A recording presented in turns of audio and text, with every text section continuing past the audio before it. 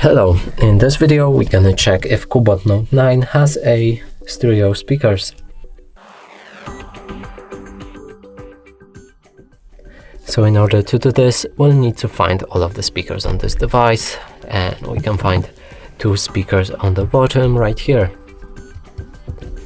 There should be a phone call speaker also on top,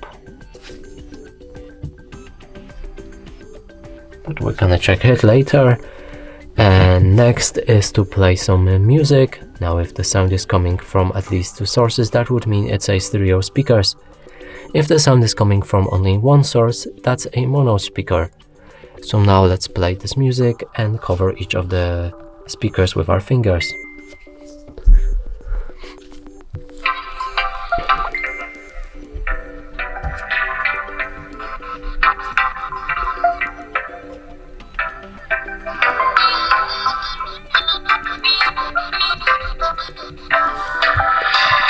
So right here, the only speaker that actually give us any sound is the one on the right, this one right here.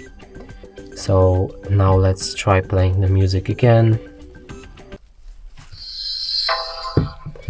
and see if this speaker gives us any sound as well.